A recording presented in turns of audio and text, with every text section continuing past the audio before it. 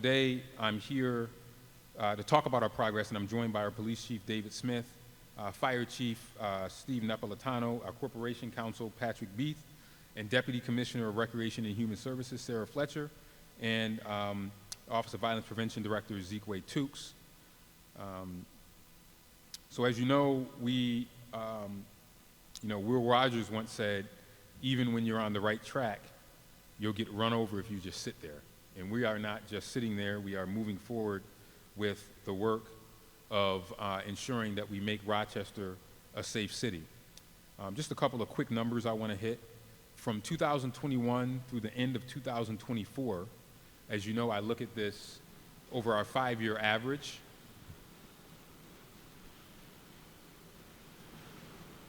Just going to pause for a second while the sounds. Okay, there we go. From 2001 through 2024, shootings were down 53%, as you know, and shooting injuries fell 51%, and fatal shootings were down 49%. And now that we're halfway through my 4th year in office, this is now, wow, it's hard to believe, 3 years, 7 months, and 7 days. I'm happy to report that those numbers continue to go down. Obviously, as I always say, I'm gratified but not satisfied. The numbers are going in the right direction, but we still have a lot more work to do as it relates to overall, particularly shootings. As you know, I've really zeroed in on shootings. But I am happy to see that shooting incidences as of June, as we look at the 5-year average, which is what I've been looking at, is this 5-year overall average. Shooting incidences were down 40%. Shooting victims were down 41%, and fatal shootings were down 33%. So again, this is a pace that we want to continue to see, but we want to drive it down even further. I've been asked, how much further? 0. We should not have any shootings in our city. We have to dramatize to our community that any level of violence is never acceptable. And we still have work to do. And that those area demands require focus. The presence of illegal guns is something that we continue to work on. Almost everything you have heard as it relates to gun violence are related to illegal guns. So that is a major, major issue for us, and we want to make sure that we continue to focus on that. The other thing is retaliatory disputes. The chief can talk about this in a second. But when I look at and I pull in the numbers as it relates to the number of violent instances that we have that are done with guns, almost 90% of them, more than 90% of them, are disputes between individuals that know each other. When you have someone shooting somebody because they're sitting in a seat where they were sitting, or someone shooting someone because they did not like the way they looked at them when they were out. Or some of the ones that we see very regularly on a regular basis are disputes over social media. These are all nonsense disputes that lead to violence that we're not going to tolerate. The other thing I want to add as it relates to the shootings and gun violence is that we have continued our process of investigating every single shooting as if it is a homicide. And I think just this morning, you should have just gotten a release that came out. I think it came out this morning. Parcells Avenue last night, that came out. And again, that's the work of us taking every single shooting extremely seriously. And that's important for 2 reasons. Number one, it sends the message that if you perpetrate a shooting in a city, that we are going to do everything we can to arrest you and make sure that you're held accountable. And that's important. This mean streets narrative that you often get is a narrative that we want to put aside. It's a false narrative, and we believe that there should not be any shootings in the city of Rochester, but we have work to do in order to do that.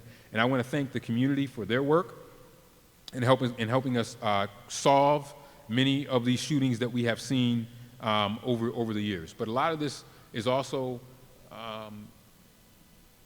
a representative of the work with our GIVE program, in which we are focusing in on individuals carrying illegal firearms, targeting those individuals, and then making sure that they are apprehended so that way they cannot use those firearms. An illegal firearm in a dispute is a recipe for disaster, and that is where you see a lot of these shootings happen. There was recently a study in the American Journal of Public Health that examined 3,000 assault shootings in the city of Philadelphia over 3 years. And people who carried guns were almost 450% more likely to be shot than those who didn't. People who had the opportunity to defend themselves had an even better chance of getting shot. They were almost 550% more likely to get shot than people who didn't carry a gun. And most of these folks were carrying illegal firearms. So I support the Second Amendment, I support the right to bear arms, but we have to continue to zero in on illegal gun carriers, and that is why our gun-involved violence elimination program is so important. We encourage people to go to the county clerk's office, fill out a permit form, and do it the correct way. That is what we want to do, and the chief will tell you how many guns we've taken off the streets in the first 6 months of the year, but that is extremely, extremely important for us as we talk about the carrying of guns. I'm going to have Sarah and Zeke. They will talk about a lot of the prevention efforts that we are working on over the next half of the year, and particularly the summer. And then at the end, I'll come back and talk about some of our focused areas in which we are working on. The chief will also mention these items: Charlotte Beach, the Transit Center, areas of our East End. These are issues where we've had some problems crop up over the last couple of months. You will see us continue to talk about those areas as well. But before I continue to talk about that, I want to turn it over to the chief to talk about the efforts of the Rochester Police Department, get in behind some of the numbers, and then we'll go right on down the line. Chief. Thank you, Mayor.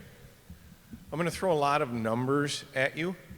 Before I do that, remind everyone, all of our data is available on our open data portal to the public, and also with our partners at Measures for Justice. And I'm sure Captain Bello is going to be kicking out some of the numbers I talk about today in a release. The shooting numbers, the mayor covered, so I will probably just breeze over those. So we continue to have a lot of moving parts in the Rochester Police Department. Calls for service-wise, our response times have remained consistent. I can tell you, looking at the numbers, we average between 900 and 1,000 911 calls a day for the Rochester Police Department. Going down the list here, I have homicides. So this year we have had 15 year to date. Last year at this time we had 16. I'm happy to report that 9 of the 15 cases, that's 60%, are closed. The mayor touched on shootings already, so we'll let that go. Our burglaries are down. We've seen a 40% decrease in burglaries. As the mayor mentioned earlier, guns recovered off the street so far this year, the Rochester Police Department has taken 322 guns off the street in the city of Rochester year to date. We continue with our many public safety and quality of life initiatives. So the East End Bar District continues. Again, happy to report we have had 0 incidents of gun violence at the East End since the special event zone began. We also continue our quality of life details at both of the beaches, both Charlotte Beach and Durand Beach.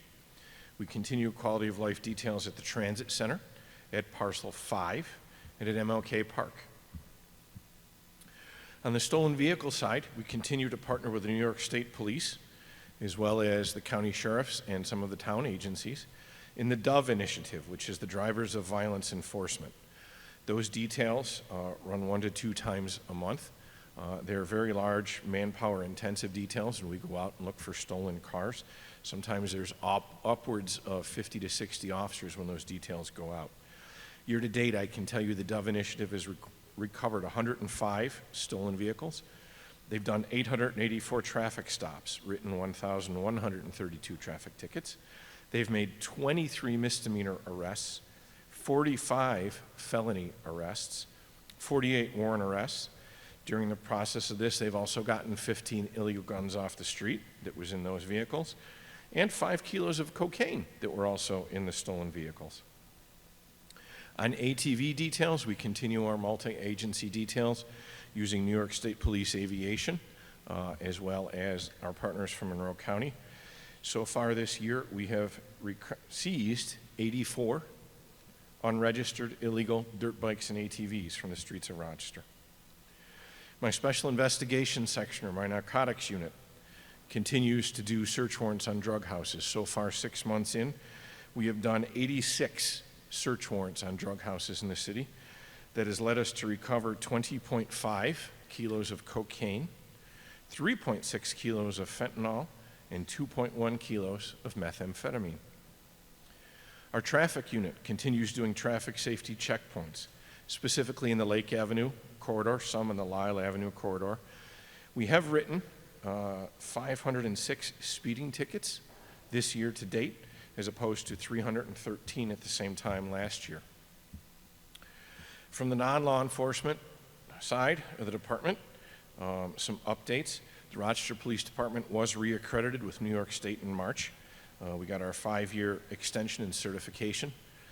No easy task, a lot of standards that have to be met, so we're extremely proud of that.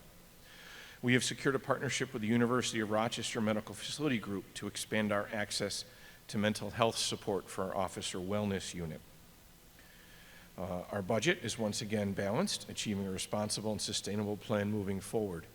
On the training side, we have concluded our integrated communication assessment and tactics training for all members of the department.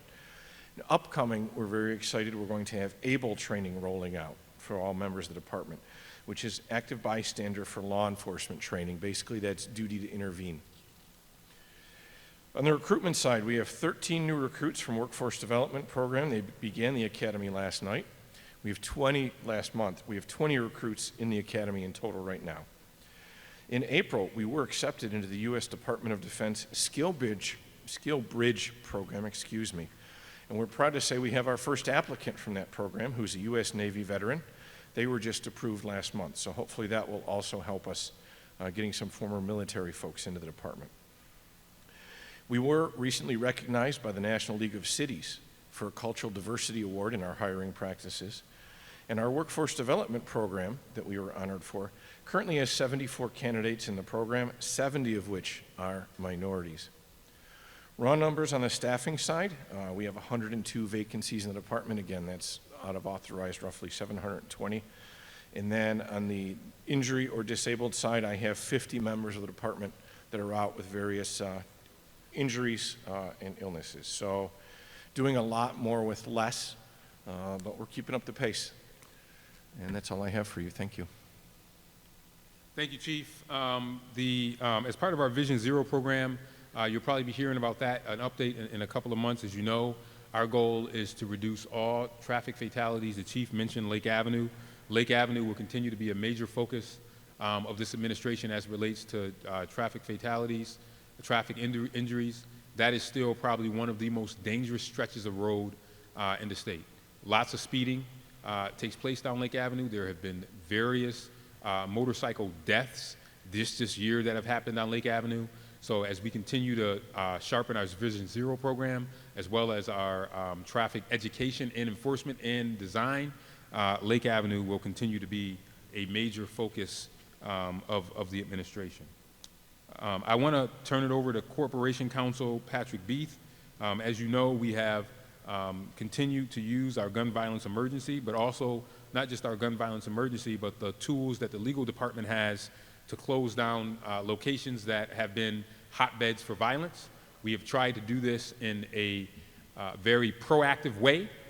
We don't want to wait for something to happen. We want to try to anticipate, to the best of our ability, places that might become issues for us. And we've been able to do that not only by using our gun violence emergency, but also using just regular tools through the law department, i.e. going to state Supreme Court, going to court to deal with these issues. So I want to have Corporation Counsel Patrick Beath talk about those efforts. Mr. Corporation Counsel.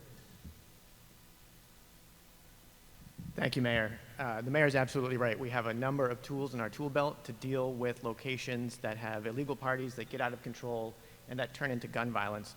And one approach that's been very successful is where we see places get out of control, either when they're letting out folks, they have fights. We get those people in, talk to the owners, talk to the folks who run the place and make sure that they've got the right security, they know how to handle crowds, so that gun violence never does break out. Unfortunately, some places we still see violence. This year, we've issued 9 closure orders using the gun violence emergency. In the past month, some of those orders have been issued for 2260 Clifford Avenue, where we saw a shooting as a bar was letting out. Another one at 1730 North Goodman, again, shooting near a bar as it was letting out. And a shooting at 886 North Clinton. We don't want to close these places down. We want to have places where folks can go, have a good time, have a drink, and feel safe.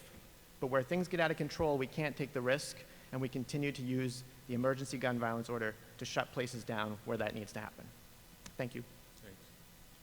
Thank you. So we will continue to use that order to close those places that are not engaged in good behavior. We cannot tolerate it in the city.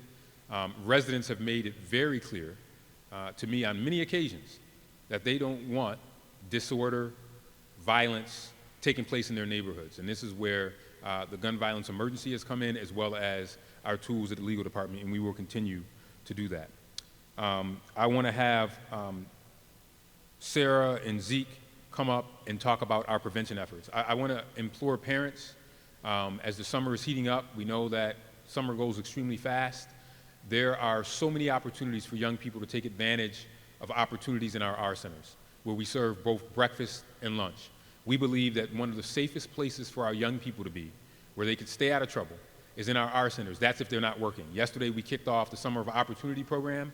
Next week, we'll kick off the My Brother's Keeper program. And these are all engaged programs that engage young people to make sure that they have a safe, productive environment where they can thrive. And a safe, productive environment where young people can thrive is an environment where they're not getting involved in violence, where they're not getting involved in negative behavior, because they're involved in being connected to caring adults and peers that are going to help them to advance their careers because they're learning skills, or guess what? They're having just good old-fashioned fun. And that is what we want a lot of our young people to be engaged in this summer. So with that, I'm going to call Deputy Commissioner Sarah Fletcher up to highlight some of the activities that are taking place this summer and into the fall as it relates to the Department of Recreation and Human Services. Deputy Commissioner. Thank you, Mayor. As the Mayor said, this is going to be a really busy and fun summer for DRYS. So for the first time in several years, all 5 pools are open. This includes the Jackson R Center, the Adams Street R Center, Avenue D Rec Center, Lightfoot Center, Genesee Valley Park, and of course the Durand Eastman Beach. You can check out the city's website for pool hours. The spray parks are open every day from 10 a.m. to 8 p.m. until September 1st, so ways to cool down in a safe environment. All 9 of our R centers have summer play days from 8:30 to 5:30. As the Mayor said, breakfast and lunch is served. There's tons of different activities that are happening in those R centers. Nature walks, sports leagues, swimming, crafts, gardening, outdoor game, field trips, and more. And again, we really stress that we have safe, caring adults that really help youth for the summer. A reminder that our Ryan R Center is closed for repairs for the summer. We have 3 summer camp locations at Humboldt R Center, Lake Riley Lodge, and the Genesee Valley Field House. Again, 8:30 to 5:30, Monday through Friday, and full of really fun activities for the summer, including field trips. Our popular Our Night Out series is kicking off on Thursday, family-filled activities. They're all from 7:30 p.m. to 10:30 p.m. To give youth and families opportunities to do things late at night. So this Thursday, there's going to be a family movie night at the Douglas R Center. July 17th, there's going to be a skate and swim event at the Jackson R Center. On July 31st, there's going to be a slip and slide at the Rochester Sports Complex. And then August 7th, there's going to be a silent disco at the Rochester Sports Complex. They're free, they're activities. We got feedback from youth about what they would want to do during this time, so please send folks over there. We also have free sports clinics happening this summer at the Rochester Community Sports Complex. Soccer, basketball, lacrosse, many more. They're 9:30 to 3 p.m. Monday through Friday. As the Mayor mentioned, we have the youth leadership programs and the Summer of Opportunity programs through the ROC MBK program. We focus on youth leadership and development, and getting youth ready to work. Again, when youth are busy, they're safe, they're staying out of trouble. And then we also have our 3 more Rock the Block employment fairs for adults. If you're looking for a job, please come out. All fairs are from 11 a.m. to 2 p.m. July 16th at the Rochester Public Market, August 20th at the Salvation Army, 100 West Ave, and September 24th at Parcel 5. If you go to cityofrochester.gov/r-central, you can find all of the amazing programs that we have this summer. And also the city's website has a lot of events that are happening at the International Plaza and the Rochester Public Market, lots of music, garage sales, and fun for the whole family at both locations. So, thank you. Thank you.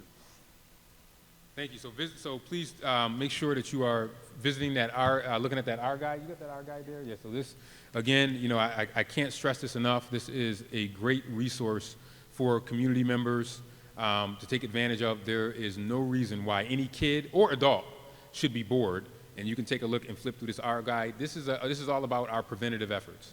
As you heard about our intervention, you heard about our suppression, but this is all about prevention. If people are engaged in meaningful, positive activities, they will stay out of trouble, and we believe that that is extremely, extremely important.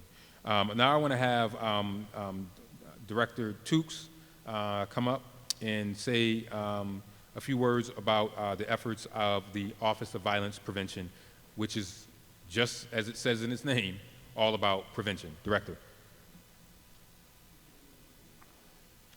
Thank you, Mayor. As we move into the heat of the summer, the Office of Violence Prevention remains committed to being present, proactive, and aligned with the Mayor Evans' philosophy of intervention, suppression, and prevention. In OVP, we're not just talking about doing things, we're actually talking solutions. We're putting boots on the ground, instrumentalizing our community partners, creating real answers in real time. This summer, our message is clear. We will continue to do what we do best, and that's show up and that's be vigilant for our community. Today, I'm going to talk a little bit about how OVP will continue to do that for the rest of the summer. So the first thing I want to talk about is our presence in our RCSD summer schools. This summer, we are present at all of the RCSD summer school sites, and we have staff there that's ready to support youth and families as they try to navigate through this difficult time of summer school, as we know how that can sometimes be difficult. This year, we will continue our Peace Barbecues. This year's theme will be Feed the Block, Clean the Block. So we will not just grill and give out food, but we will also clean the block. So that's a partnership that we will be doing this year as well. That effort will take place in August, every Wednesday and Thursday, starting August 6th and 7th, and our kickoff will be the Grand Avenue Park area. OVP will also host our second annual Back to School event. We're very excited about this event. This is a community event where people from the community can come out, get school supplies for free, get food, haircuts, all those essential things that we know that are needed for going back to school, and we know sometimes that can be very difficult on some of our families, so we want to do our part in alleviating that and making it a little bit easier to get the school year started. The Office of Violence Prevention is also relaunching our Choose Wisdom campaign, which was established by the late, great Victor Saunders. This campaign focuses on empowering youth and families to make thoughtful, safe decisions through positive community engagement. We have several events planned throughout the city: ice cream socials, kickball, events for youth, training opportunities for the entire community, and other events that are centered around community awareness and bringing awareness to our Choose Wisdom campaign. All of this information and details is posted on the city's website, and they will also be on the OVP website as well and other community partner channels. Thank you. Thank you, Zeke, for all the work that you all are doing. I mean, the Pathways to Peace, staffing up in that is so very important, particularly as we look at trying to stop these retaliatory disputes. Mediation is a very, very important role that they are playing and will continue to play as we go throughout the rest of the year. Now, switching gears to fire, the chief will come up and give an update from the Rochester Fire Department. I would just say that we have seen, particularly over the summer, lots of accidental fires that actually cause a lot of damage, just not to the properties, but to the neighborhoods around it. So I will have Chief Napolitano touch on those items and a couple of other things that relates to public safety. I remind people that public safety in the city of Rochester runs the gamut from 911, 311, fire, police, EMS, preventative efforts like the Office of Violence Prevention, as well as the fire department. So with that, I'll turn it over to Chief Napolitano. Thank you, Your Honor. As we reach the midpoint of 2025, the City of Rochester Fire Department remains dedicated to improving public safety through innovation, community involvement, and operational excellence. We're proud to share key achievements from the first half of the year and outline our priorities for the summer months. Total requests for service in the first half of the total requests for service in the first half of 2025 we've responded to 20,237 calls for services, compared to 19,268 in the same period last year. That's an increase of 5%. Of these requests, 728 are fire-based incidents, including 282 working structure fires, 10,335 emergency medical service requests, and thus far we've protected 153,262,000 total value protected from damage. Regarding our personnel, our current firefighter recruit academy is scheduled for graduation on the 17th.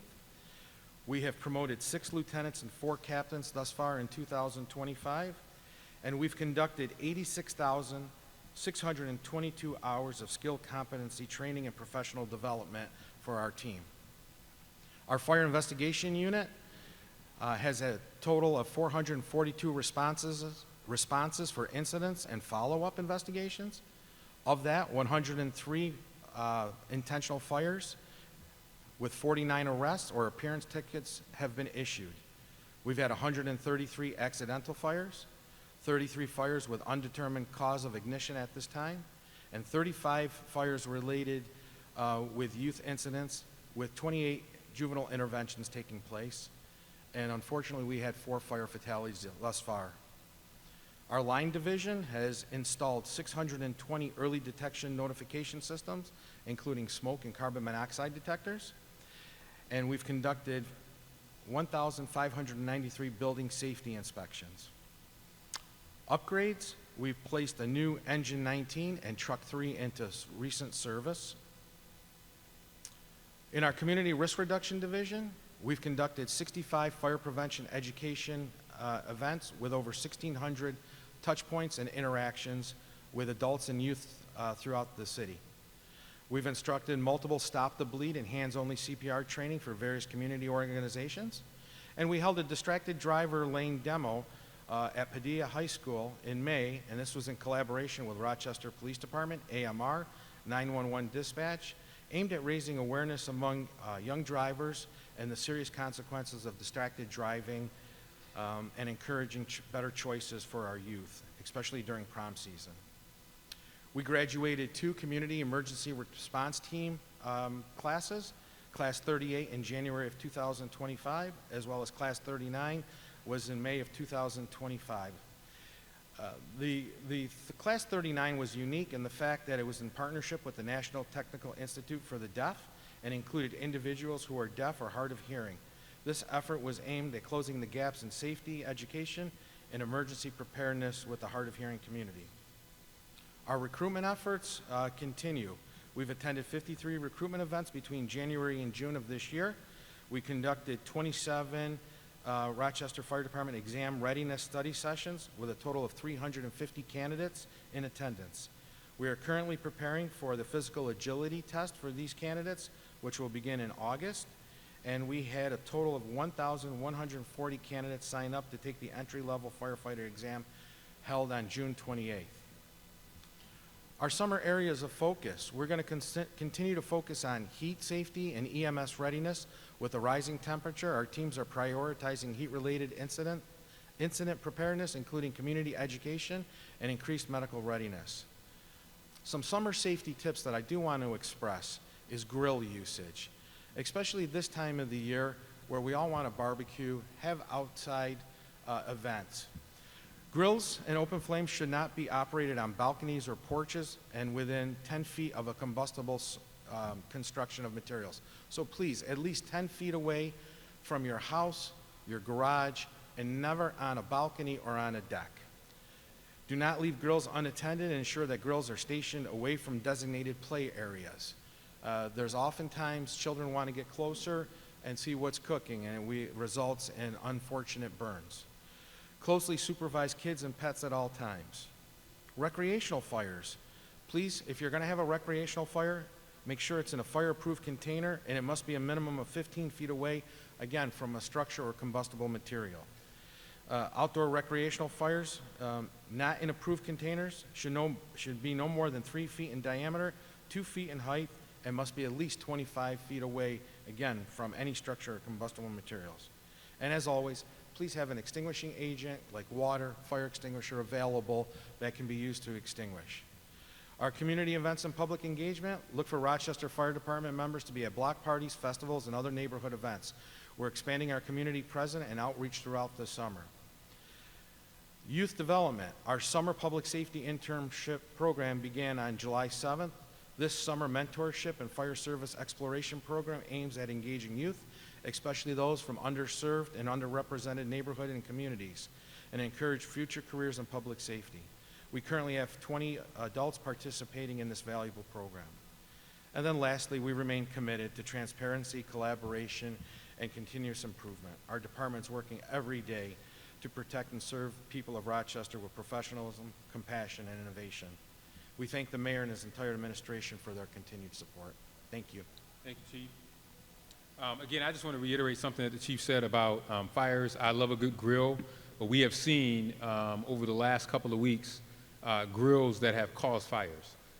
So it is critical that people exercise the safety tips that the Chief just gave, because not only have these fires been dangerous for the homeowner or the person that lives in the home, but they're also dangerous for the other neighborhood because they can spread. So it is critical that you ensure that you maintain this grill safety to avoid any of the tragedies, fire tragedies that we have seen over the last couple of weeks, particularly related to grilling, barbecuing. Be very careful with that. We want to make sure that that happens. I want to thank the folks here for all their hard work, and the folks that aren't standing here who continue to make sure that we make all public safety a major priority. Like I said, the numbers move in the right direction, but I want to remind everyone behind every number, there still is a person. And we try to really make sure that we zero in on the person for each one of those numbers, for every shooting, for every fire, for every car accident, for every homicide.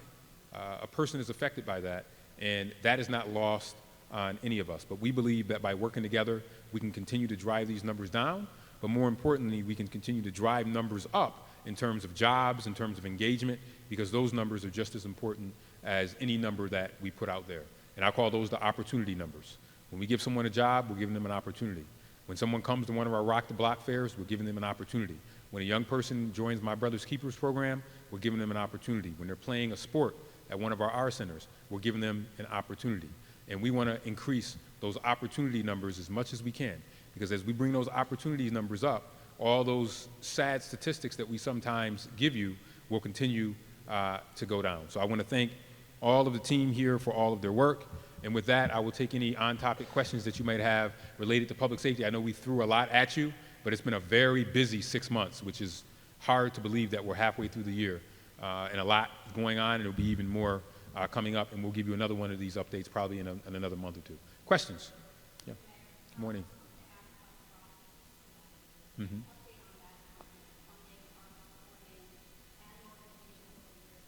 Yeah, great question. The Rock Peace Collective is still going on. We are now in round 2 of funding folks, and after we end this round, stay tuned. We probably will have a round 3, but it's been going well. We are happy with the organizations that are included in the Peace Collective, and we'll have probably an update after this second round is done. There's still programs that are running as part of this second round. And then after the second round, we probably will move to a third round, maybe bigger, maybe smaller. It all depends on where we end up after the second round. But yeah, it's still moving. These organizations are still doing great work, and we were happy that we were able to do a second round. And for this second round, some were ARPA funds, some were not ARPA funds, and now that we've completely weaned off ARPA, any future Rock Peace Collective funds will have to be grants from outside sources or money that we will find within the organization. How many do we have now? 23. So we have 23 groups right now, which is great. 23 great groups. And we believe that a lot of the numbers that you see in terms of the preventative efforts are the result of the hard work of these 23 groups that are a part of the Peace Collective. Any other questions? Okay. Well, thank you everybody for coming. We'll get a release out to you on some of these items that we highlighted. Communications will be sending out a release on some of this stuff in the next hour or so. And we thank you for coming, and stay tuned to the next update. I'm sure I'll see some of you later this week. Thank you.